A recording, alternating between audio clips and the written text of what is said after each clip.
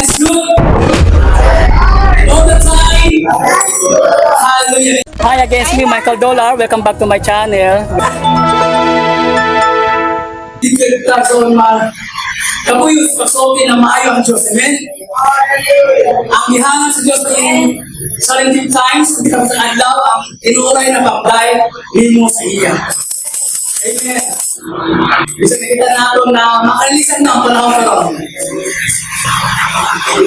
Isa'y ikita ko mga sa mga pagdabo sa kalibutan karon. Kaya dahil mga saat sa Ginoo nga ang tanan ng laban niya, iya gibuwason. Amen? Mao mga panahon na ipakita sa Diyos ang mga tinuray ng mga kapatid ng dahil sa ihalan. Luyo sa mga problema, luyo sa mga sakit. O sa bang mga hita sa palikod nato. God must be praised all the time. God must declare His goodness over your life. Itasin ka nun ang Diyos sa kinabuhi. Dili ang mga problema, dili ang mga makalinisan ng mga balita karon. Amen? Amen? At napunta sa dalawang bahay, mga kapahal sa itong offering and tithes. I know God is faithful in our life. Wala na niya pasagdi. Kaya matalaan siya ng Diyos, siya ang Diyos nagtubas ng mga pananahanlan.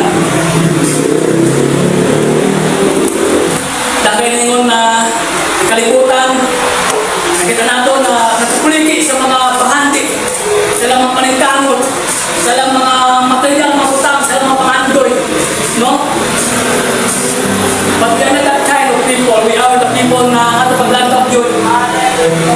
Nasa taas yun, no? Psalms 49, verse 7. Ako rin hindi ka wali ni Pastora Chris kumanta last Sunday. Kung ninyo kini na nanduman.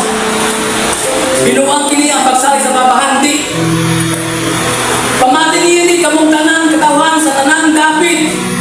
Gamhanan o dili gamhanan, dato kabus. Isulti ko ang malamong mga pulong o ipahayag ko sa tinaw gayon ang akong mga huna. Paminawon ko ang malungiyon o isaysay ko ang kahulugan niini samtang magtugtog ako sa alpa. Dili ako malisang panahon sa katalagman bisag libutan pa ako sa mga kaaway. Sa mga tao nagsali sa ilang bahandi o nanghambog sa ilang kadato. Ang tao dili gayon makalukat sa iyang kaugalingon. Dili niya mapalit sa Diyos ang iyang kinabuhi. Kay mahal man kaayo ang kinabuhi sa tao, walay igong sa lapi na iyang ibaya. It's a very clear statement. It's a personal testimony ni King David.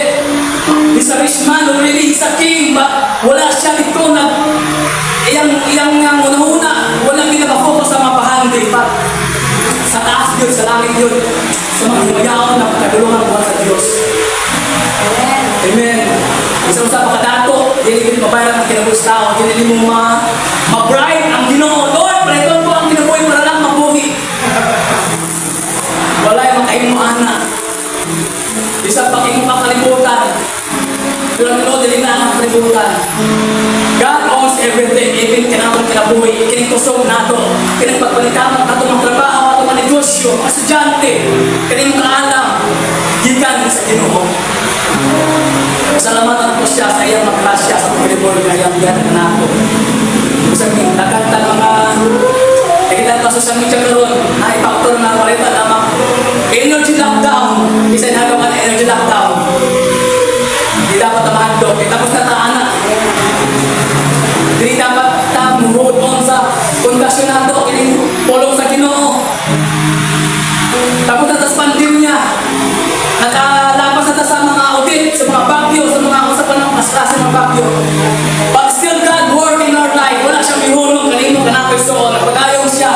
Ang iyang grasya, way pagkaupas soon. Ang iyang ipangita lang, ay mo tinuod na pagdahin sa kaniya. Ang magbahutay, mura kita maluwas. Sa Mateo 24:13. Padayon lang ta.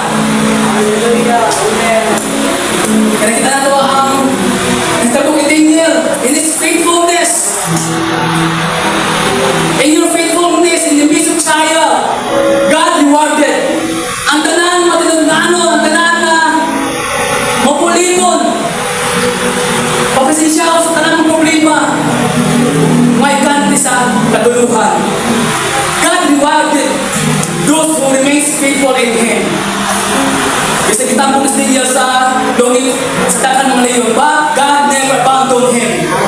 Nakita na ito mga karakter sa Biblia, isa pa yung nakay balugda kay Hope. Bisa nawala ng tanan. Iyang pamilya, iyang mga treasures, mga kaptanan, nawala na.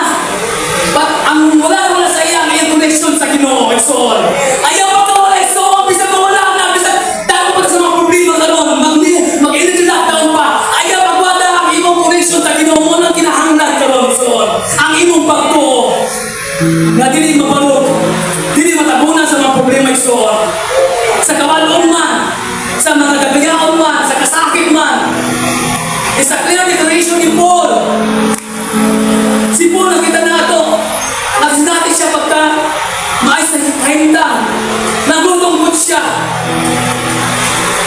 Pero wala siya nakalimut sa iyang purpose sa kinabuhi. So,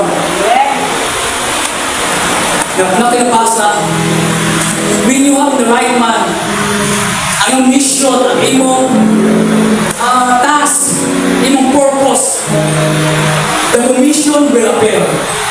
Sabot na next one. Bisa ko agi matamang problema, tayo lang. Kaya nakapokus sa commission, sa isugo sa ato, great commander. Wala ko sa ano na napalang, nagputang nila, kasi sila, tanan mga disciple, may akit isa si Paul, nag-akit sa pagkalisod. Kapan wala siya mipula sa mission, nakapokus siya sa purpose, sa tawag kaniya. Muna ipakita ka rin sa Ginoo kanina sa natin sa God will provide. Muna tingin the commission will appear. Siya ang bahala kalimut soon. Nagtaas ng mga gas, nagtaas ng mga presyo sa pinito sa mga bugas. But God is able to provide to all our needs. Amen. God's a provider. Nasa mas ginawa sa provision. So, amen. Amen. So choose this morning. Ayun, pagmamang yun niya. Lang mo rin Pastor Tanchi. Delayed obedience still disobedience. Lord, hindi na ito magwan. Kasi pag tinuray kung makuha ko na ng gusto. Delayed obedience still disobedience. Right now, your decision is so on. Dito mga angko na, dito mga buhay pa wala yung siguro ni so on. Today is the day that the Lord has made. It's not a salvation ang kinahanglan. Kaya mo takasay kung mabuhay pa tao niya next week this month. It's today. Ano? Atin ito pa itong mga let's focus our heart this morning. Kokti ang saan sa Ginoo. Na ipaglaong sa mga pulong sa Ginoo. Amen? Puhuy ang iyang pulong. So, it's the right time na dapat tayo mag-recharge. Para mga cellphone, di mag-recharge. The more ang ating spiritual, mag-recharge ka. Pinakis ng pulong. Amen? Father God, we thank you this wonderful morning, Lord. Hindi na kinigin na surprise sa mga pagkabuha sa ating palibot, Ginoo. Kaya mo na nilaw, Ginoo. Ang kaaway, Ginoo. Kaya mo na nilaw, Ginoo. Ang minsan sa klase ng mga kasakit, Ginoo. Imugyan sa tala. O imugipakita, Ginoo, na ikaw ang tinuod na kamaturan.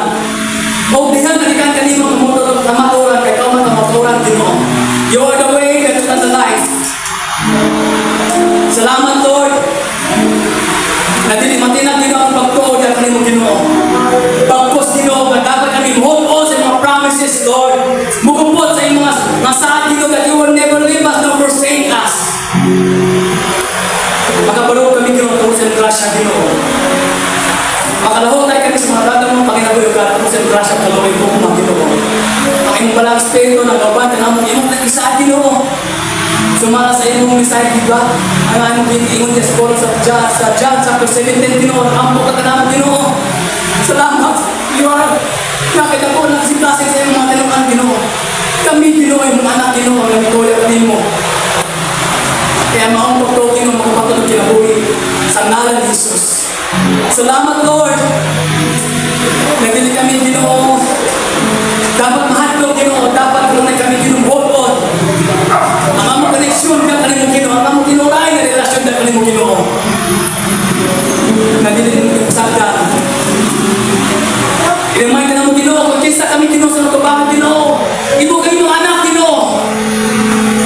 Ibo kami, Ginoo. Kayo mo kami katagaan na tao na taas na no authority, Ginoo. The authority, Lord, that will temple this place of God, that will defeat the enemy, Lord Jesus. Over the trials, Lord. Gusto sa pang mga sangkumpansya kinabuhi, God. Kitagaanan kami kinukahong yung authority to God. Kaya imo na didawag ka ng Lord Jesus. Salamat din o. Kaya diyan ka nimo kinumpay kagaong ka rin. And we claim that promises, Lord Jesus. You will fight for us, Jesus. Salamat, Lord. Bless the work of our hands. Panalangin ka rin mong kanakan Ginoo. Salamat trabaho. Sa mga negosyo, sa mga estudyante, isa pa sa pamangkin ng Ginoo. Bless our coming in, bless our going out, Lord Jesus. Bless the work of our hands. We honor you, Lord. We honor you, Father. In Jesus' name we pray. Amen. Hi again, it's me Michael Dollar. Welcome back to my channel. Hi, it's me again Michael Dollar. Welcome back to my channel. Wow, God is good all the time. Hi again, it's me Michael Dollar. Welcome back to my channel.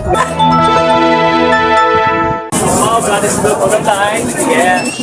Ayun, hanggang dito lang tayo, guys. Kung bago para sa aking channel, please like my channel, follow my channel, Michael Dollar, sa Facebook, pati sa aking YouTube. Subscribe channel and share kung meron ka natutunan sa aking ating pagpanood mo sa aking video. So once again, it's me, Michael Dollar. God is good all the time. Maraming salamat. Once again, it's Michael Dollar. God bless you all. Tanda po natin lahat na mahal tayo ng Panginoong Iso.